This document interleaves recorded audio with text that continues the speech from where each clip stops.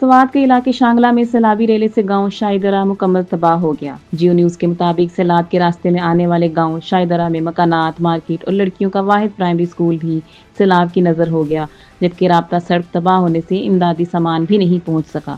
اس حوالے سے مقامی لوگوں کا کہنا ہے کہ سیلاب کو 10 روز گزرنے کے باوجود زاہد آباد کے کئی مکانات اور گلیاں اب تک صاف نہیں کی جا سکی۔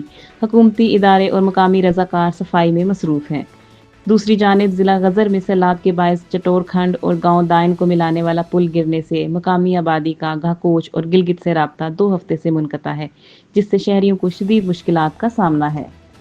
دوسری جانب غزر میں گلیشیئر پھٹنے سے متاثرہ تالیداس راوشن سمیت دیگر علاقوں میں امدادی کارروائیاں جاری ہیں، تاہم گلگت شندور روڈ بند ہونے کی وجہ بلائی علاقوں کے لیے ٹریفک بند ہے۔ اس حوالے سے ترجمان جی بی حکومت کا کہنا ہے کہ تالیداس گاؤں کے مکینوں کی آباد کاری کا واحد حل متبادل گاؤں کا قیام ہے۔ ترجمان کا کہنا تھا کہ جی بی حکومت متاثرین کے لیے وفاق کے ساتھ مل کر متبادل گاؤں بنائے گی۔ دائن چٹور کھنڈ RCC پل کی تعمیر کے لیے بھی وفاقی حکومت کا تعاون درکار ہے۔